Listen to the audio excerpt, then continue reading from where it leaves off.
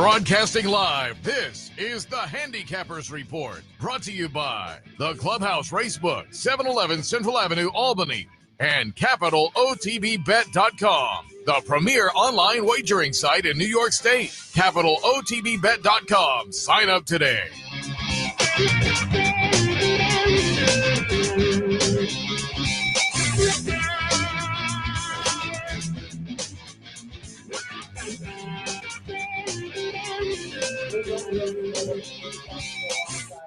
Seth, Merrow, I am Anthony Mormino on this quasi-Christmas edition of the Handicappers Report. I'm glad we were able to pull Seth away from his social calendar to come in and do a little work this morning. But, December 23rd, there was a time when I had brown hair that Naira and Hollywood Park would be running today. Well, yeah, Naira's schedule is clearly with a couple of breaks. And there used to be they'd race in New York, and Saratoga was because I remember I was working for a small television production company at the time before I had my own company. And we did a little feature story on the turnaround and just how crazy it was, the overnight period as they're bringing the equipment in, and now they have the little break in between before and after Saratoga. I wonder what which year it was and how many days it was that the maximum that Naira ever ran in a year. Because I think younger folks would be surprised that the number might be around 315, 318.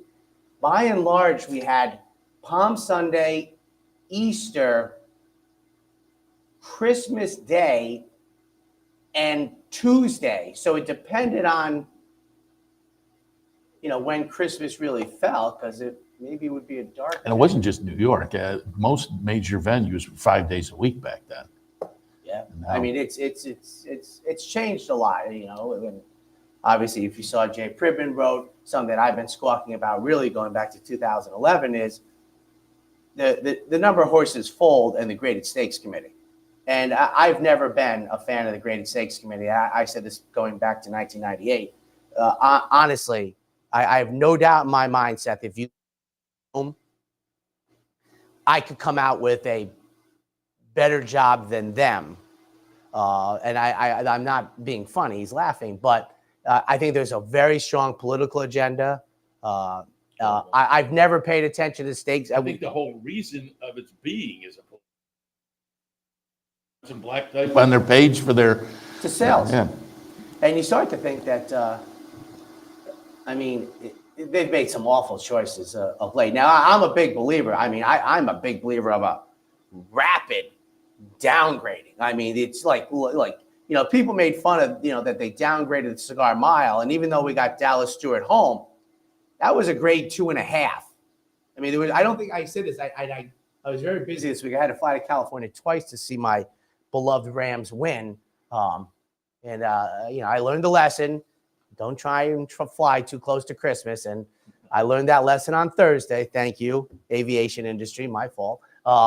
Actually, Roger Goodell's fault for scheduling the Rams at home on the 20th. I don't even know where I'm going now. But it just we can't time races correctly. We can't have penny breakage.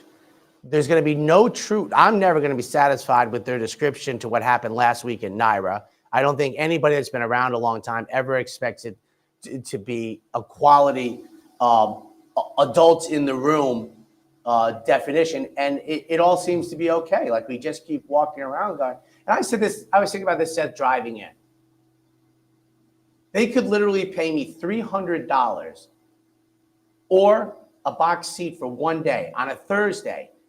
And I could go out there and measure the distance of turf races with the rails up accurately, that if they kept putting the rails in the same place, we'd never have to do it again. But I've said this before, and I say it to my wife, who has a nice job. They don't want to. No, 50 years ago, Seth, we sent man to the moon and got him back safely. We do not want to do these things. That is why, like the New York State Gaming Rate, they said there's no appeal thing. No, you decide whether there is or not.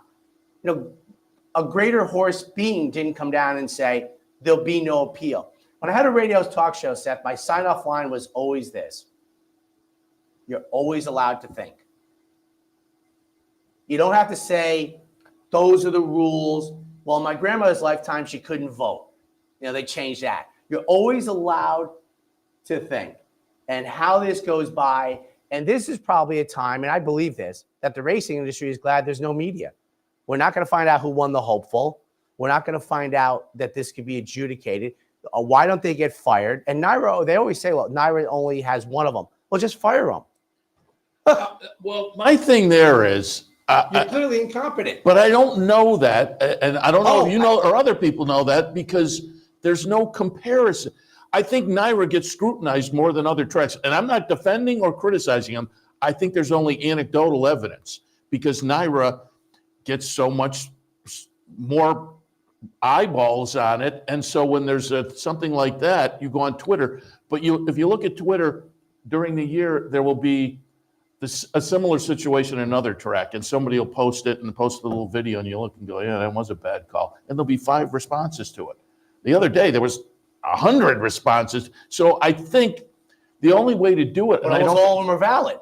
It doesn't matter whether it's 5 or 10 or 1,000. They're all valid. It's like, just answer the question. Did you do a good? And this? No, but I'm saying we don't know that they're aberrationally bad calls more often in New York than not.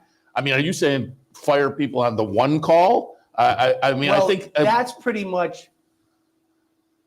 But also malfeasance. Also, so yes, you can always. But also, we don't know what the vote was. It could be 2 to 1. So which gets back to mine. No, I'm with you. The thing, the audio, and if you're telling me nobody wants to work a job because it's audio, I'm pretty sure I can find 3 people that want that salary to do that job to be audio. So once again, I would love to know the vote. I would love to hear a better explanation. So once again, that's why you get fired, because you prevented it. So you have to take the fall. Or was it me? Oh, I don't know that.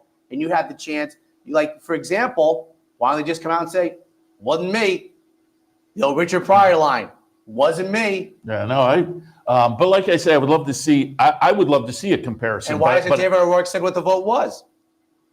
I don't know if he knows what the vote was. Well, just ask the 3 guys in the room. This isn't. We're not getting the man to the moon. Just ask them. How did you vote? How did you vote? This is not tough stuff. Yeah, but I don't know whether they feel obligated to give that information out. I'm totally with you. I think that should be public stuff. It's always the right time to do the right thing. But again, I would love to see a comparison. I would love to, but who's going to do that? You would have to have 3 major tracks, 3 mid-level, 3 bottom-level tracks, and somebody would have to database it. Okay, there was an inquiry and objection in this race. By the way, there was Hong Kong has figured this out. Just so we know, there's nobody walking around in the darkness. There was no decision made here. There was a DQ here, but more, the one that would be tough to come up with, it was a controversial call. How would you decide that? But then you could compare and see these guys are doing. Now, there has been discussion in the past, and this past week, some national body that oversees and reviews these how's things. HISA doing lately? I don't know whether that's their purview necessarily, but I don't know who pays for that. And I have mentioned it. Talked about it on the Big Show for years. I think that's a good idea. The appeal thing, they're going to have to. They're going to have to. They should though figure something out, because I get the main point of that. If you could appeal these, wouldn't people be appealing virtually any call? And so then it would just be chaotic. But maybe if you came up with some kind Getting of women to vote was very chaotic. You can't let there's always going to be hurdles getting to the finish line. But that's going to reflect badly to the betting public if they're sending every call to some other body and then, oh, gee, my ticket is no good, but you're now deciding half of these races. That I don't think is going to reflect that well. When a horse gets disqualified after the fact and the mutuals don't get changed. Wow. But we're already there, so that's not going to ever change. But the better is always going to come on the short side. Yeah, but the number has the potential to go up. I will say a couple of things that kind of surprised me on Twitter. I would hope our audience is educated enough to know. You've already alluded to it. only one of the stewards works for NYRA. And I think people, oh, those NYRA stewards, only one of them works for NYRA. The other one's the Jockey Club. The third one's with the Gaming Commission, Yes. right? And also, I suspect, though, of that, there's the Jockey Club person doesn't come in walking off the street and everybody goes, who are you? No, but it works for the, Yes. just for the people who think they're NYRA employees, one. they are. Now, here's a question I have. Why do the three of them work for anybody associated with it?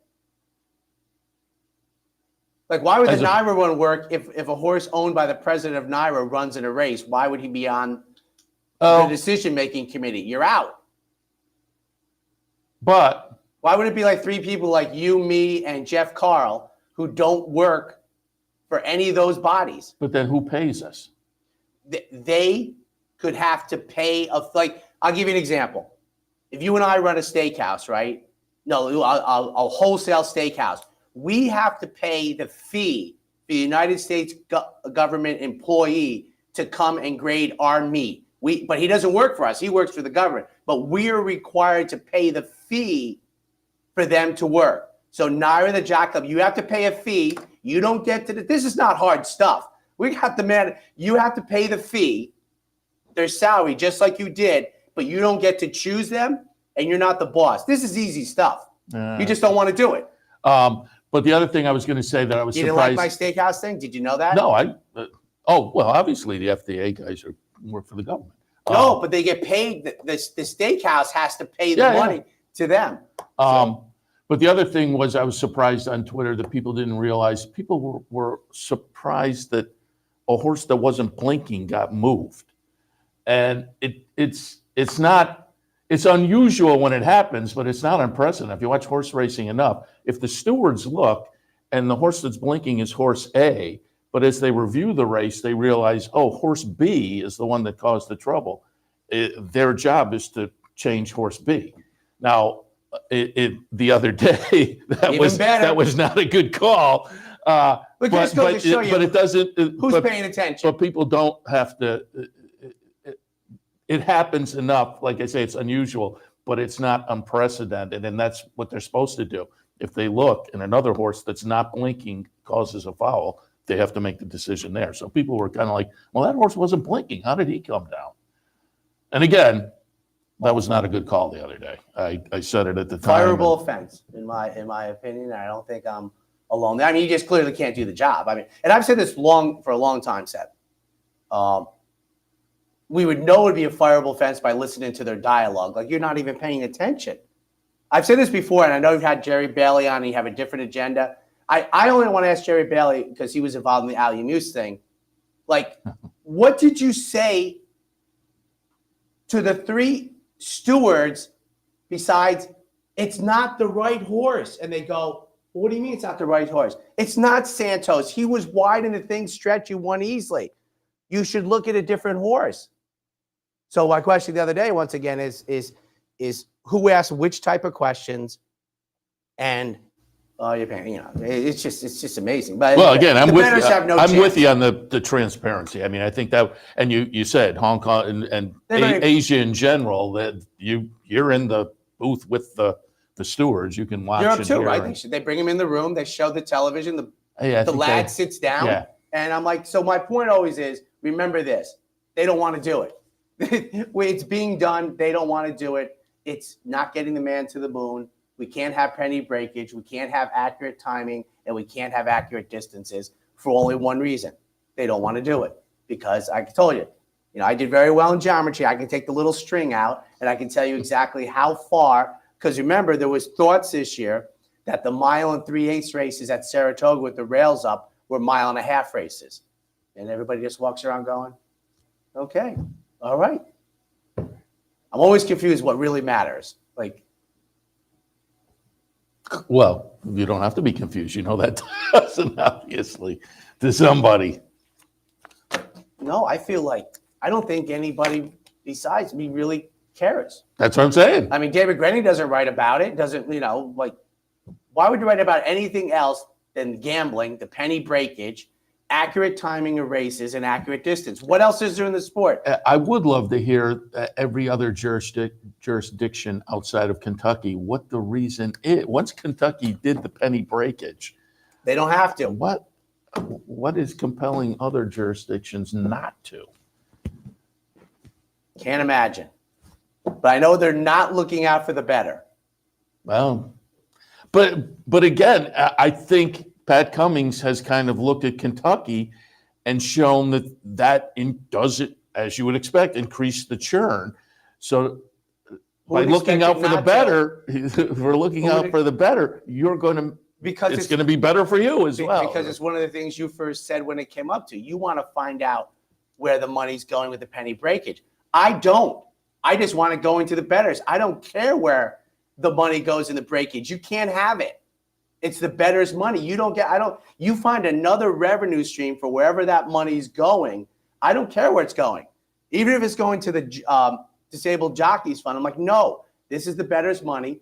You find a way to raise money for your cause, but not at the bettors' expense. I mean, that's it. But that was rough. But the good news was Camus last week in the finale, in the debut, we're up over 80 some odd dollars. See, I need one of those $25 winners like every third week. So now it looks like, unless I really take a header at Gulfstream Park, Seth, I'm going to be at like 20 months. Unless I take a bloodbath at Gulfstream Park today, and remembering back to my 0 for 13 at the Breeders' Cup, it's certainly possible, but I'm gonna get to March 1st probably in the black, unless I take 4 consecutive weeks of a bloodbath. I'm gonna get unlikely. There's only been a few. I think 3 bagels. I think I've taken in the 18 weeks. Yeah, to string 3 or 4 in a row would be tough. Yeah, so I've said this before. I got past the first hurdle, and I felt good. I felt like really relaxing finally, and then this other thing started up again, the 2-year mark. So the stress load is back there to do a great job to get to 2 years. There was like 2-3 months there, Seth. I was just like, woo, woo, woo, woo, woo. And then I started realizing, oh, the gig is still going. Because this is not an easy job to stay above the mark. And then I started thinking, I knew about 2 months ago I was going to make 18 months. I was like, we're halfway to the promised land. Well, think about this, folks. You think I'm goofy? The Belmont Stakes is less than 6 months away. In Saratoga. All right, you ready? I am leery of being shipped to Gulfstream Park. And again, for people who aren't aware, yes, Naira is on a holiday break. We mentioned that earlier. They'll be back on Thursday. Oaklawn also on a little holiday break. They're coming back this week. Don't forget, Christmas Day, we do the best of. So if you're, running around, you want to take a little break, sit on the couch and take a break from maybe some of the other sports, the turkey, the dressing or whatnot. We have the best of on a loop all day long. You have turkey on Christmas? Oh, yeah. I have turkey as often as possible. Oh, do you? Okay. When you were a boy, was turkey? Yeah. Okay. Yeah. Okay. Although, no, I went to my sister's house and we had beef. Yeah. We were usually what is that called? Beef wrapped in pastry. Wellington. Beef Wellington. Yes. Very good. And it was excellent. Yeah. Now here you go, because life. They always say life remembers the winners, not the losers. Who was the winning general at Waterloo, and who was the winning general at Gettysburg? They're the two of the most famous battles in the history of humankind, and everyone remembers the losers. No one remembers the winners. Seth, this was a layup. You just said the answer. Oh, Wellington. Lord Wellington and George Meade. But yes, we were always turkey, obviously, and then tenderloin, whatever you want to call it, filet. And we always had ham for New Year's Day. My wife's family never celebrated New Year's Day. Our family always did. And now we didn't really do a New Year's Day thing either. Okay. All right. Opener at Gulfstream, maiden claimers. They are scheduled on the synthetic here. for these maiden claimers, kicking off a really nice card down at Gulfstream today. Your thoughts on the opener? You know, I agree, and I thought, you know, a skull buster almost. I was looking through this, and I was like, this is a pretty nice card for 2 days before Christmas. 487. You know, the simplicity for this race was twofold for me. If you like Elevated Causeway dropping down for Orlando Noda, and we're familiar with his work in New York, I mean, he seems to be the horse the race goes through. But I don't think that the price is going to warrant that type of attention. And I know my horse is 0 for 16 on the synthetic. On Paradise Drive, to me, has a small chance. Small chance. Buyer speed figures are a little light, about 5 or 6 points. But I believe I know one thing. This is where Paradise Drive belongs running price-wise. In other words, main claiming 12.5. I like my chances, what I think is a very open race. For second, Networking, who's a gigantic price, 15-1, who's been off since the summer, also 0 for Gulfstream Park on the synthetic, but a couple of good efforts. And for third, Elevated Causeway, 0 for 7 lifetime, dropping down prices. You take your chances there. I'm 4-8-7, hoping for a wide open opener at Gulfstream. And those are exactly the words I wrote at the top of the page for Gulfstream Park's number 2. I have wide open, made to specials, mile and a 16th on the turf. You got 3 AEs. You got 12 in the main body. I know I'm probably getting all the worst of it with the run-up, but 11-4-6. Dashman, boy, I'll tell you, if this horse had drawn like the number 4 post position, I'd like this horse very much. I like the second career start. That was the turf debut for the offspring of Oscar Performance. For second, number 4, Wonderfin. Huge price in here. Only 1 career start. This offspring of Monmouth, that offspring of Justify, that was at Monmouth. Raced well at 6-1. DQ'd rightfully so. Comes back in the second start at 15-1. I don't think we're going to see that price. And for third, number 6, George Weaver sends out the offspring of Hard Spun. Nice comeback race off of a Labor Day weekend freshening. And I think the type where we have a strong ability to not regress too much. I think there's less regression in turf races than dirt race. And this also is a type of horse that just put in 1 run, 11-4-6, in a very fun second. Third race, conditional claimers at the bottomish level, 5.5 on the synthetic. 6-4-5 in here. And Midnight Chaos adds blinkers this afternoon. Hasn't run since late August, but has good early speed. Has done this dance before. They add blinkers for a horse who had good speed off of a fresh thing. Horses usually are sharp.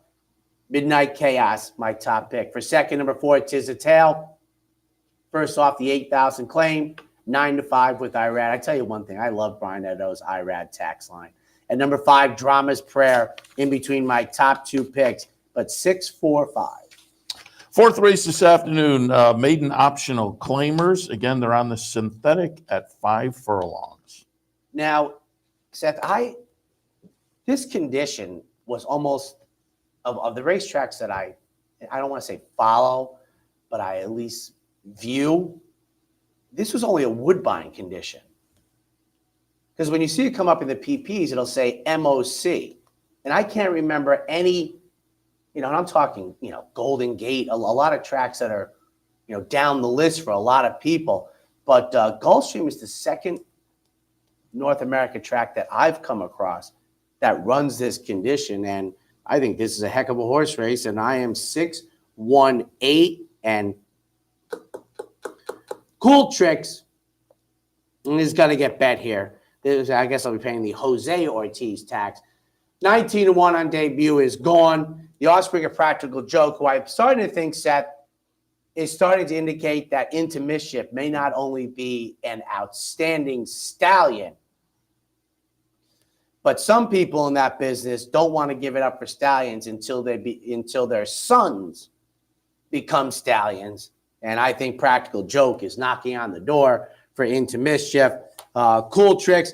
I'll tell you, folks, I would take 3-1 right now. That's how much I think of this runner. Am I a little worried about the regression off the debut? I have to say, Seth, I'm not dialed into the less well returns on synthetics.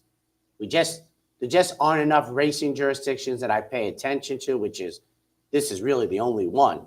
So I don't have any thought except to say synthetics more like turf. Turf, I think, is softer than dirt on less well. For second, from the rail, Mark Cassie, Correa, even money on the board. Broke from the rail in the debut, got all the worst of it. You're going to get all the worst of it with IRAD today. And for second, number 8, and I mean price, Zipfire, Mark Cassie's firster, 618. The 5th race this afternoon at Gulfstream Park, plain vanilla claimers. And again, we're at a lower level here at 12.5. 7 furlongs is the trip. 623.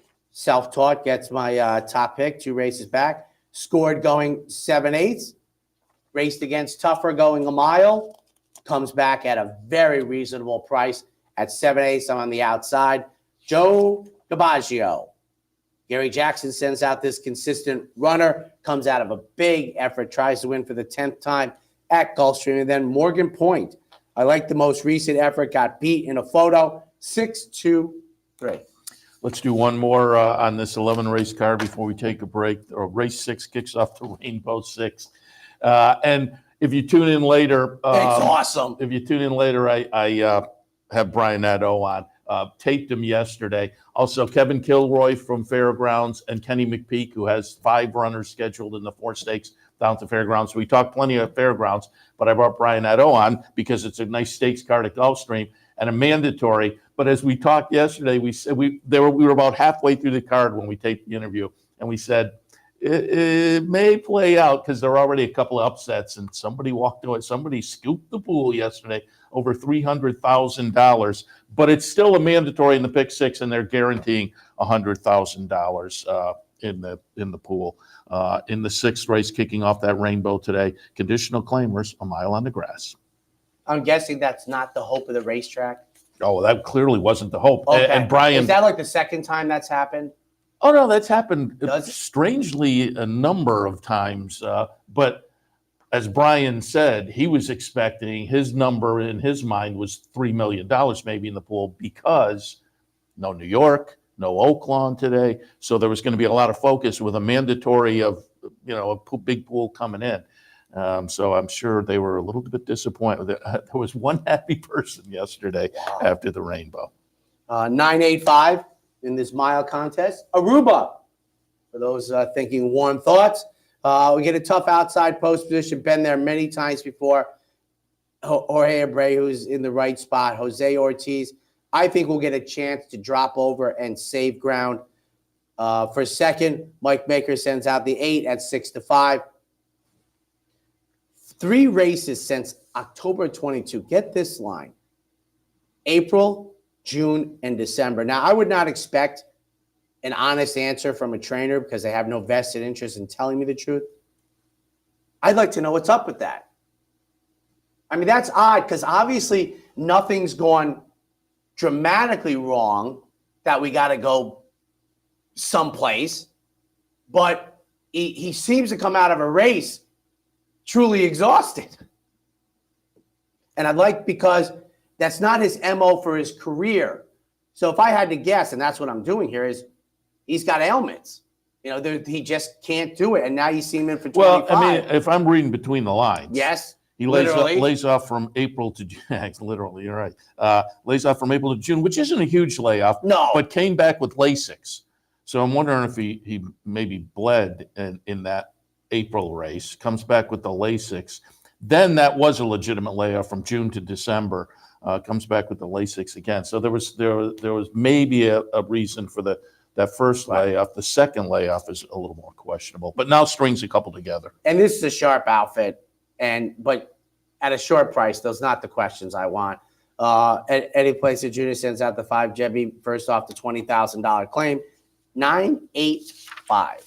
All right, we'll take a break. When we come back, more Gulfstream a little bit later on, the big stakes card down at the fairgrounds. Stay tuned. Is Laura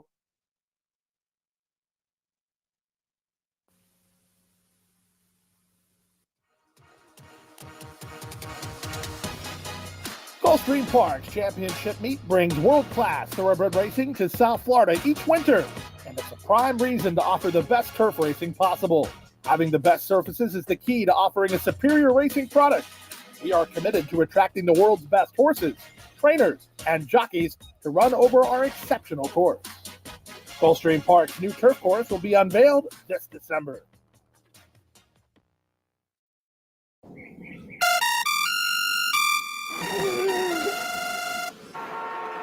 Come on. I want sales reports on my desk by Monday. Whoops. My bad. Love racing?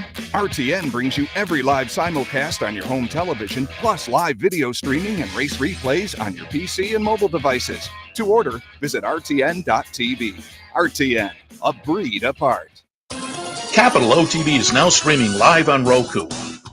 The RTN Racing channel on Roku lets you watch OTB TV live through your Roku device or your Amazon Fire Stick, rather than being limited to computers and mobile devices, which means you can now watch OTB live wherever you are.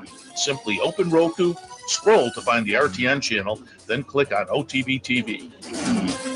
OTB TV on Roku. Try it now.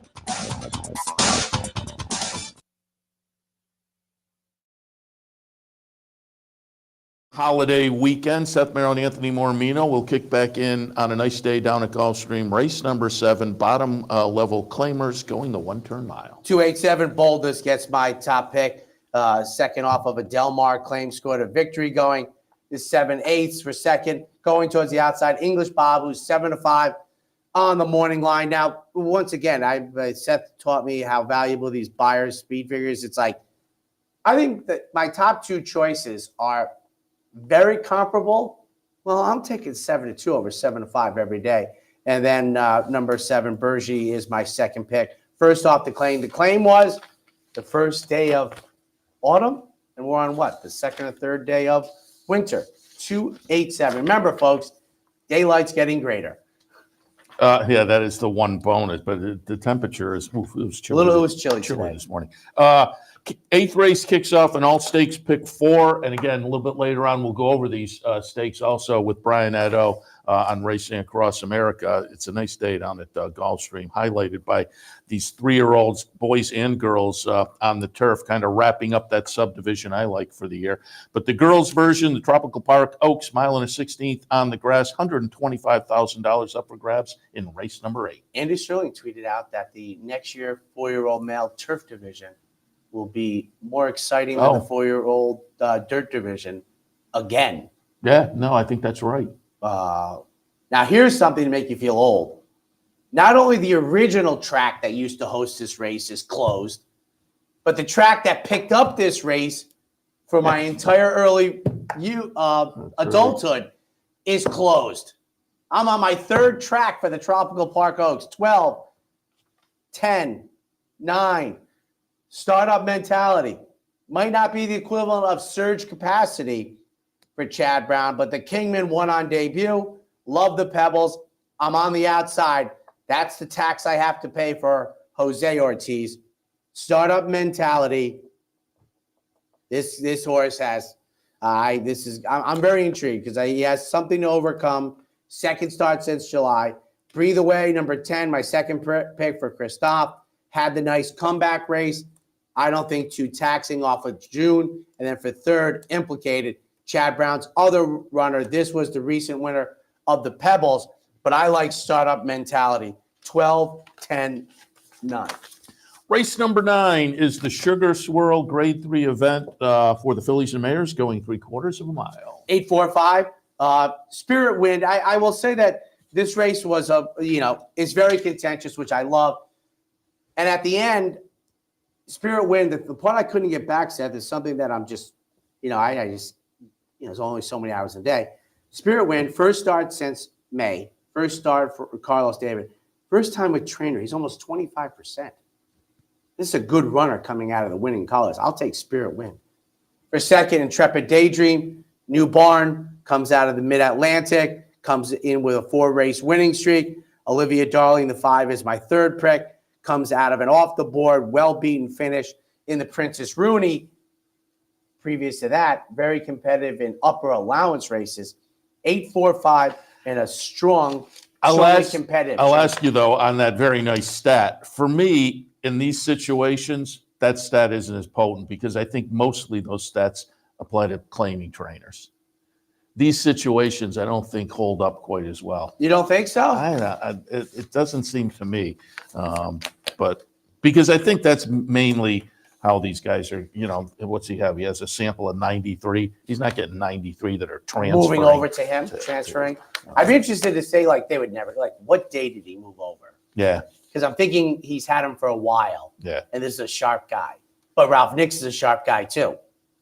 10th race today, the Mr. Prospector Grade 3 event. These are 3-year-olds sprinting, 3-year-olds and up, sprinting 7 furlongs. I don't think Mr. Prospector ever won a graded stakes. Wow. I used to think about that when he was at his apex of stallionhood.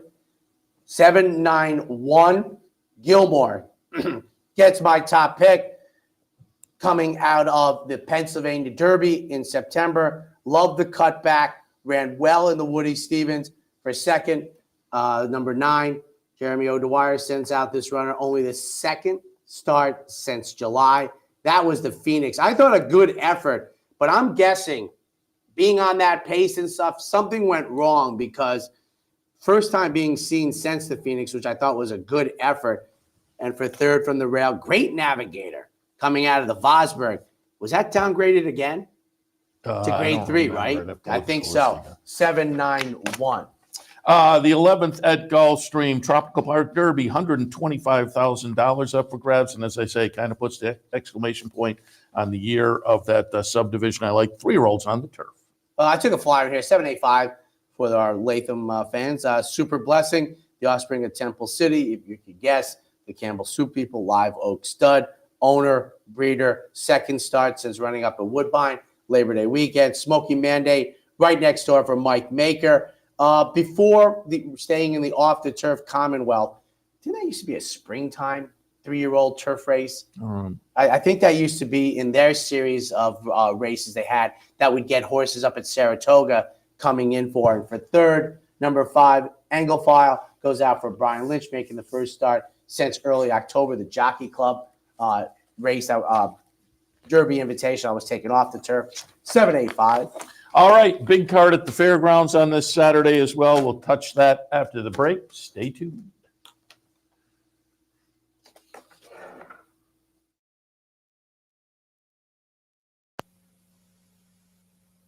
Birdstone is an outside front. They're coming down to the finish. Can Smarty Jones hold on? Here comes Birdstone. Birdstone surges past. Birdstone wins the Belmont Stakes. In front, but here comes High Chaparral. High Chaparral, the defending champ, to take it to Falpa. These two arch rivals head to head with Joe Hart bearing down on them. It's going to be a 3-horse photo finish to the turn. Here's the wire. Photo finish.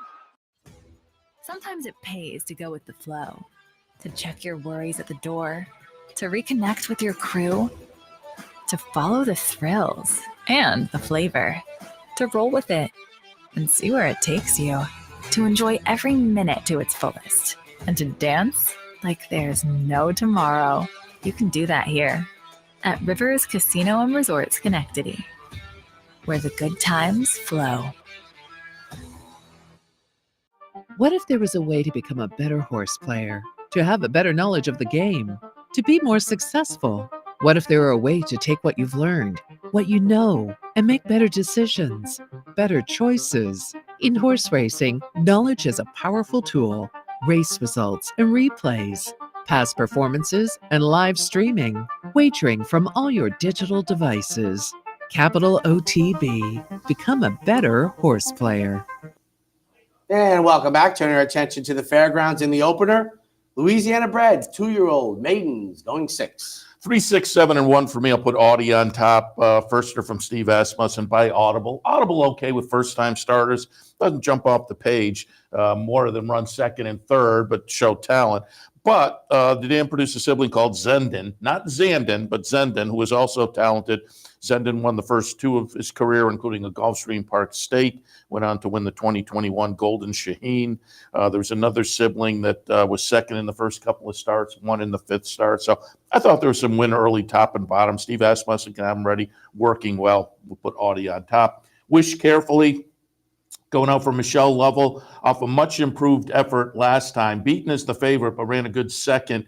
And as I say, seemed to kind of figure it out last time. And Kick and Chip, the number 7. This is the dam's first fall. I like Golden Sense as a win early sire, certainly. The dam herself, second in her second career start. One starts 4 and 5, so she was a little bit win early-ish. And I think this one could be interesting. First time out of the box, maybe at a price. Opener Fairgrounds, 3, 6, 7, and 1. Open Company 2-year-old maidens in the second, going 1 mile and 16. 7, 8, 2, and 5. I thought the 3 San Siro was also a little bit interesting. If you're landing there, I wouldn't argue, but I went with El Magnifico on top. Asmussen runner that last time out up at Churchill ran a pretty good second. And another one that just seemed to move forward with that effort to kind of signal we're reaching, the light bulbish moment. Phantom Speed in the second spot. Mike Stidham trainee by Arrogate that just missed in debut. It's kind of a lukewarm 3-1 favorite, but was the favorite in the field of 11. And they paid $700,000 for this horse. So wouldn't surprise me if this one winds up to be a win sooner rather than later type. And then Ethan Energy in the third spot. Took some money in the debut and didn't show a whole lot. But since arriving at the fairgrounds, at least a couple of those workouts are okay. It's Brad Cox, Uncle Mo runner, Lasix on today, blinkers off. I would expect an improved effort there. I'll also mention Ruler of the Universe by Sharp Azteca. It's a Kenny McPeak runner. Sharp Azteca to me is one of those sires you have to take an extra little look at. So this one could be intriguing as well. In the second and fairgrounds, 7, 8, 2, and 5.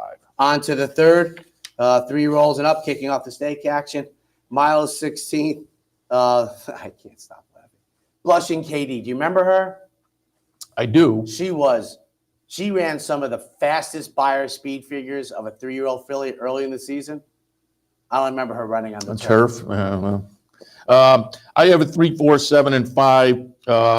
I think, and I said it again, have Kenny McPeak, we taped yesterday. He'll be coming up. Nice interview. We talked about his stakes runners today, but also Butterbean, who won a couple of weeks ago at Oaklawn, and we hit on some other topics as well. But I said, I think you found a clever spot here for Lovely Princess. He said, looking for some black type in a stakes win. Jeez, can't imagine why. And again, this is a horse that, is not a win machine, certainly, but I think has found the proper field here. So I'll go with Lovely Princess. Tess way up in the second spot, has some nice early positional speed, and they had the blinkers today. Brendan Walsh, runner, may say catch me if you can, and that's always dangerous. And Creative Cairo, likely to be heard from in the lane. This is one that has a little bit of a closing kick. And I wouldn't be surprised to see this one making a little noise as they get into the final eighth of a mile in this race. And maybe, as the beaten favorite last time, maybe makes up for that this afternoon. But I think it's going to go through Lovely Princess in the Blushing Katie, 3, 4, 7, and 5.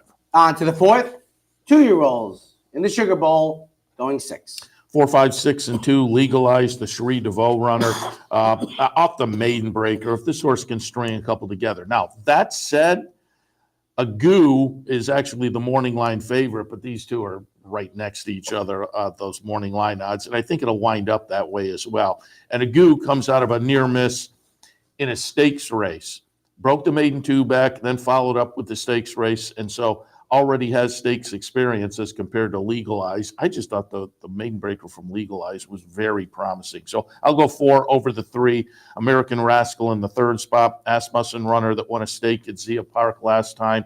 And so, again, has the stakes experience. The numbers are a little lighter than the top 2, but I wouldn't let that worry me. This horse is lightly raced and may still have some upside potential. If you're going to tilt in that direction, I think American Rascal is absolutely a player as well. In the 4th, 4, 5, 6, and 2. On to the 5th, 2-year-old maidens on the dirt, going a mile 16.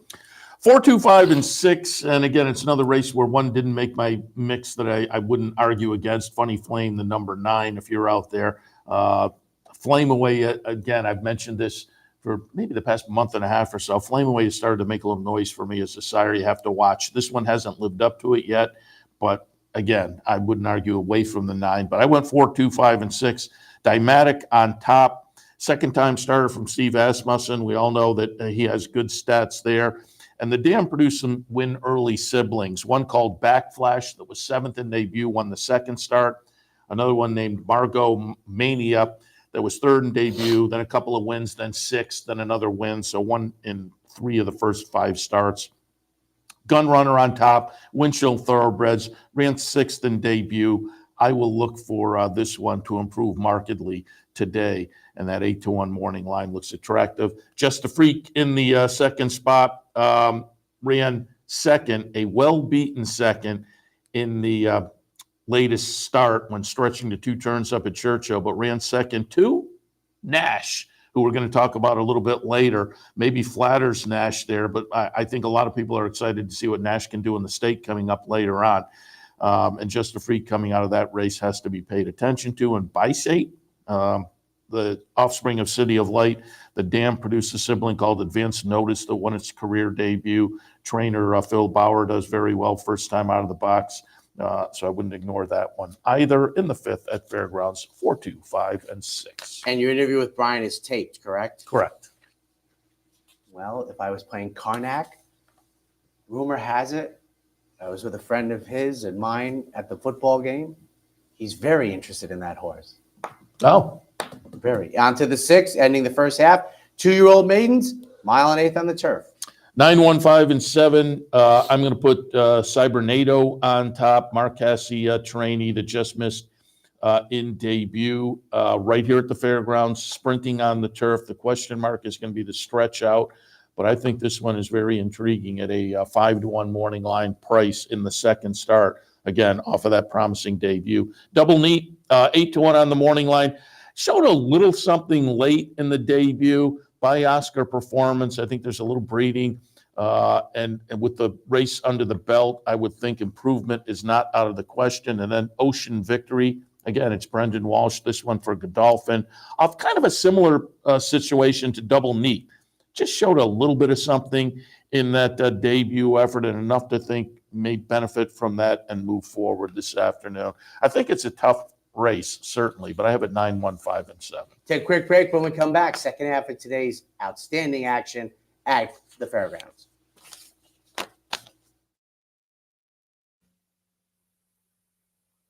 And they're off in the Pegasus World Cup. They're off in the Fountain of Youth Stakes.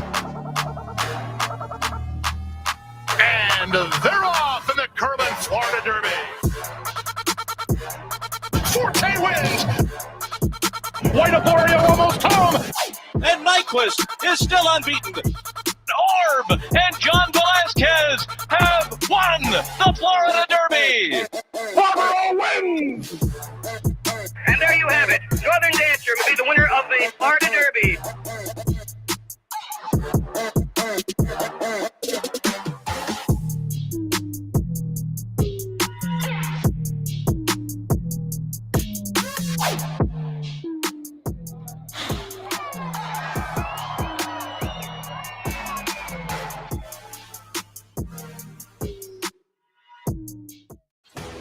Sometimes it pays to go with the flow, to check your worries at the door, to reconnect with your crew, to follow the thrills and the flavor, to roll with it and see where it takes you. to enjoy every minute to its fullest, and to dance like there's no tomorrow. You can do that here at Rivers Casino and Resort Schenectady, where the good times flow. Race 7, 2-year-old fillies on the dirt in the Letellier Memorial. 3, 6, 5, and 7. This is another one where my top pick ran second, and second to a notable runner. You Almost Had Me was the winner in the Fern Creek at Churchill on November 25th, and Helena's Forte ran a close-up second. Well, You Almost Had Me, 6 starts, 4 wins, a second and a third. 4 of those wins, 3 of them are in stakes races. So I think a second to that talented runner is in only the second start, the stakes debut. I think that's an okay effort to kind of hang your head on. Brunch Punch, the Brad Cox trainee, number 6 in the second spot by Constitution, lived up to that with a nice win in a very much improved effort in the second start, and I think is certainly well spotted here to make the stakes debut. And Twirl Around, a couple of starts so far, a couple of maiden efforts. Like Brunch Punch, much improved in start number 2 for Greg Foley to break the maiden in fine fashion, and another one that I think is cleverly spotted to make the stakes debut here this afternoon. In the 7th, I have a 3, 6, 5, and 7. On to the 8th, the Richard Scherer Memorial, 5.5. 6, 9, 10, and 8. Number 6 is Private Creed, going out for Steve Asmussen. Off a couple of nice wins, most recently a stakes race at Kentucky Downs in September. Then off a couple of months, comes back, wins a rich allowance at Churchill. So comes in very good form. Makes some sense here off of that recent form. Sosua Summer in the second spot, Bill Mott trainee that we're very familiar with here in New York. And I think you just have to appreciate when Bill Mott ships out of his Florida base, either over here to the fairgrounds for stakes races or maybe up to Oaklawn. This is one of those. Had been training over at Payson Park. And again, certainly the better efforts in New York this past season put this horse right in the thick of things. But as I say, I also appreciate that Bill Mott looked at the condition book and picked this spot. Evan Singh in the third spot, Al Stahl trainee, closed to run 5th last time, but beaten less than a length as the favorite. That was off a layoff. It was also the middle of October. So again, we've all been on the sidelines a little bit now as well. Couple of workouts underneath are okay. You know, the horse is overall lightly raced, and that October race was off a layoff. So the horse has shown that he can run off a layoff like this or longer. So I think Evan Singh will be a player today. For me, 6, 9, 10, and 8. On to the 9th, 2-year-old fillies going a mile 70s in the Untappable. 1, 5, 6, and 4. I'm going to put Alpine Princess on top for Brad Cox. Tried the Alcibiades 2 starts back and was well beaten by the likes of Candide and Vivi's Dream. Then came back in a rich allowance at Churchill and won nicely to get back on track. I'll look at that as a confidence builder to make the most of. The second try-in stakes, I think, could be notable today. Legadima in the second spot, big debut winner with a pretty solid number, but it was at a sprint distance. So stretching out today is a little bit of a question mark. Same scenario for West Omaha. First couple of starts were both at 7 furlongs. The win was very nice, but the stretch out is a question that has to be answered today. In the 9th, I have it 1, 5, 6, and 4. On to the 10th, mile at 16, 3-year-olds and up, the Buddy DeBarra. 9, 10, 12, and 13. I'm going to put Rising Empire on top. Nice win last time on the move from Ellis down to the fairgrounds. It was an optional claimer, but took charge early and led them all the way around. I think that's possible again today, but this horse isn't necessarily a need for the lead type. If the horse doesn't get the lead, I still think has the potential to kind of stalk and pounce. Beatbox in the second spot. Ran second last time too. Rising Empire on the move from Keeneland to Fairgrounds. So kind of like one, you have to like the other. And then 2 Emmys. 2 Emmys might have rated higher for me. This horse has a good record here at the Fairgrounds. 8 exacta finishes in 11 starts, but hasn't been seen since February. So that's the question mark. Will this horse need one before we get a better effort? In the 10th, I have it 9, 10, 12, and 13. On to the 11th, 3-year-olds and up. Love this name. The Tenacious at 1 mile and 16th. 1, 8, 4, and 7. I'm going to put Dash Attack on top. And again, we have Kenny McPeak coming up on Racing Across America talking about his stakes runners. And I told him I had liked this horse early in the career. I think it was the second career start when the Smarty Jones at Oaklawn. And Ken said, this horse did show some promise, hasn't quite lived up to it. When we went into graded stakes, hasn't shown much, but a little ungraded stakes like this, he was expecting a good effort. So am I. I'll put Dash Attack on top. Brigadier General for our friends at West Point Thoroughbreds with Dallas Stewart comes in off a couple of wins most recently, Horseshoe Indy and Keeneland. So comes in good form, has some nice early speed from the outside that could be a strategic play for that one. And then Stage Raider for Cherie DeVoe. Kind of clunked in the last two, the Clark and the Breeders' Cup Dirt Mile. I think this is a more suitable field for Stage Raider to show a better effort. I have it 1, 8, 4, and 7. And by the way, I know it's not a theme that we carry over. Unquestionably, that is a steep big tie. Yeah. You would never be found in that row of shopping for that type of tie. And I'm over in the solid color row. Insurance salesman. And then I was on the radio with Vic on Wednesday, and he said, I'm going to be upgrading my ties this year. Okay. because he is down. He is upgrading his ties as well. So I will get the bag at some point. On the finale, 2-year-olds, the Gun Runner. 6, 8, 3, and 7. The aforementioned Nash on top.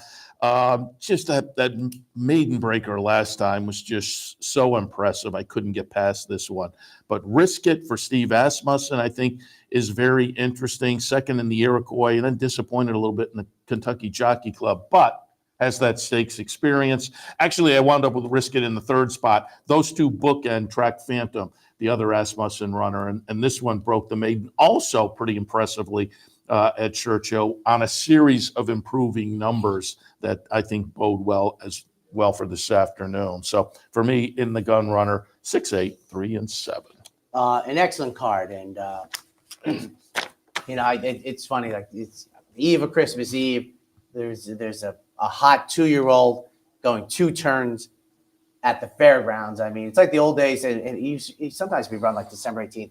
The Hollywood Futurity just get lost. I mean, it's a busy time of year for so many people, but tune into the network, I think, or hit the old DVR tape thing and watch it when everybody's asleep. And when one thing you find as a parent, it's like I'm in that flux time of life where clearly Anthony does, has his different thoughts on Santa Claus now than he had when he was 7. And he's not quite an adult, so he's in that in-between year where Christmas is just very different. It was so awesome for like 8 years. And now it's just like, I was standing next to him the other day, we were watching it, I said, all right, so what do you want for Christmas?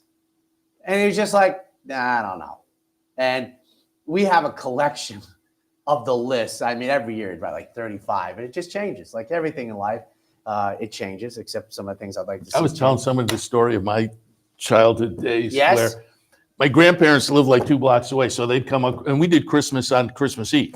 Yes. And so my grandparents and one of my parents would be down at the front door yelling, bye, Santa, bye, Santa. As the other parent would come up, oh, get up, Santa's here. And you'd hear them down there, bye, Santa.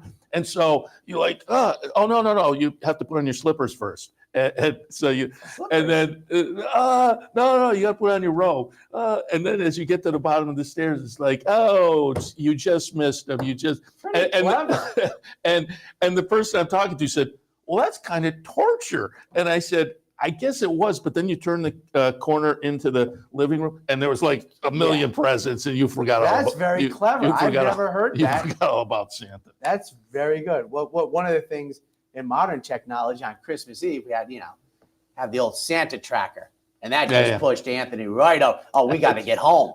We got to get home. I got to get to bed. We got to get home. Oh, it was delicious, but have a great time. And I know it's not the best of time for some people, and I hope they find better times for that. He stays, I go. He's actually in tomorrow because South Florida is going to run. So turn on the network, and on Christmas, you'll have the best of. And I put in the application last year this time. Just run the Tom Amos interview over and over. It's that entertaining. Ladies and gentlemen, have a very Merry Christmas. We'll see you next week.